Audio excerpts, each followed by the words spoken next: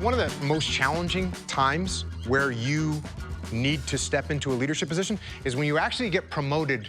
The virtual relationships, and that's a really challenging thing to overcome, right? Because we were all equal yesterday, and now all of a sudden Sarah's in charge. And there's some of us in this group that think we should have been in charge. I think I should have been in charge instead of Sarah. So I have a little bit of resentment, right? You definitely think you should have gotten the promotion. You were annoyed by her last week, and now she's our boss, right? This can be very, very problematic. Yeah.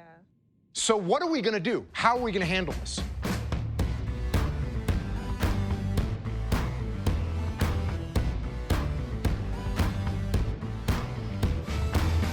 So when you get put in charge, number one, be humble.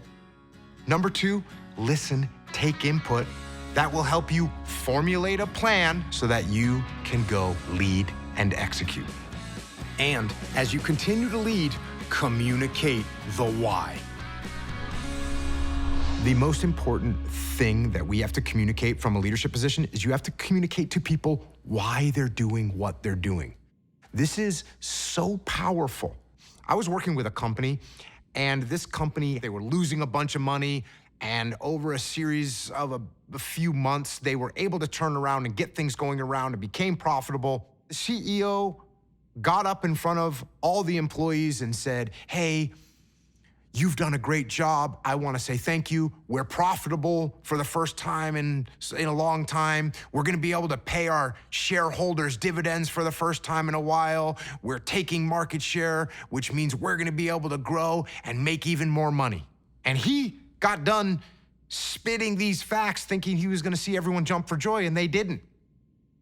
They didn't jump for joy because nothing that he said was relatable to the team. When he talked about being profitable, what that meant to them was they had cut a bunch of costs, which means they had fired a bunch of their friends. And by the way, those workers, they didn't see any of that profit. He talked about the shareholders seeing dividends for the first time. Those employees weren't getting any of those dividends. He talked about making money and turning around. Well, they'd gotten rid of a bunch of equipment that was needed, so now everyone was working even harder to get the job done. I talked to the CEO immediately afterwards. He said, "What happened? What went wrong?" I said, "You need to connect the thread of why this is important to everyone on the team." We sat down, we crafted an email, and he explained that since the company was profitable, since they were now in a good spot, everyone on the team had job stability. Everyone on the team had opportunity for growth. The bigger the company got, the more people we were gonna need, and the more leaders we were going to need. And that meant everyone in that room had the opportunity of becoming a leader.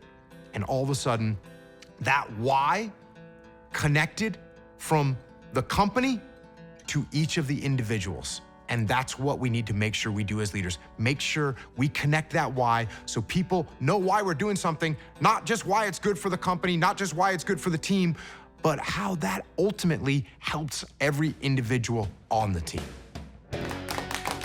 One of the hardest things today for new leaders and managers in the remote and hybrid working world is getting recognized by peers and bosses. So, Ismail,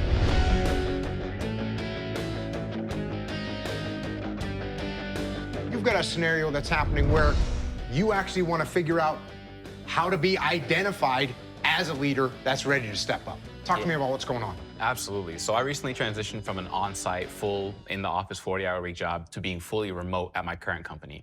And when you were back in the office, in those days, it's really easy to be recognized. You're in the mix with everybody. Your coworkers see you. Your manager gets your check-ins. But now in the remote world, it's not as easy. You are behind your camera, doing your own tasks. How do I get myself to be identified so I can move myself up to be in more senior leadership positions, in higher management positions and opportunities?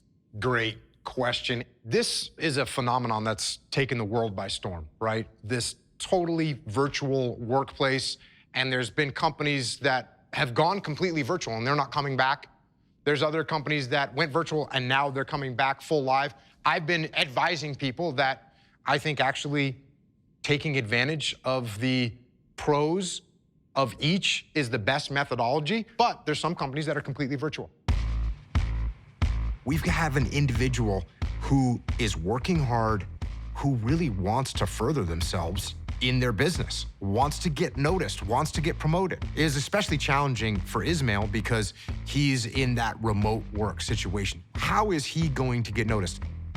Obviously, you've got to make some adjustments to make sure that you are being proactive with the relationships. So we've been talking about relationships a lot, but the virtual relationships, they're a thing. Yeah. And what they require is they require more work, more effort. That's the way it is. Okay. You know, if you're in a long distance relationship with someone, right? What do you have to do? You got to write letters, you got to write emails, you got to text, you got to send little video messages. You have to do that to maintain a long distance relationship if you happen to be in one. It's really hard and it usually fails. People say, oh, you're in a long distance relationship, huh? Good luck. No one says that like, oh, great, you're in a long distance relationship. No one celebrates that. Yeah. Well, if you're in a long distance relationship, what do you have to do? You have to work harder. You have to be more intentional about that relationship. Just to recap some things that you can do to make sure people know what you're doing. Number one, perform awesome, do an outstanding job. Number two, keep people abreast of what you're doing. Let them know where you are on the project. Let them know how it's going. Even letting them know the challenges that you're facing. Look, if you're solving problems that no one knows about, no one knows about them. It's the tree that fell in the forest with no one to hear. Hey, your project's due in a month and a half. Oh, I'm just not gonna communicate until the project's done. No, wrong answer. Just like if you were in a long distance relationship and you were doing something at work for a month and a half, you say, hey, honey, you're not gonna hear from me in a month and a half. I'll text you when I'm done. We know that's a fail. Right. So you are absolutely going to have to put more work and more effort. Ismail, just like that long distance relationship, you gotta pay attention to it. What we have to do is we have to put forth an intentional effort to build those relationships through constant touch points that are actually meaningful. So that relationship can flourish. Otherwise, it's gonna be barren and dried up. So let's let that thing live. So, when you get put in charge, number one, be humble. Number two, listen and take input. That will help you collaborate to formulate a plan. Then, execute rapidly by taking small steps, and as you continue to lead, communicate the why. Coming up, what does it take to build and manage a high-performance team, even when they don't start out that way?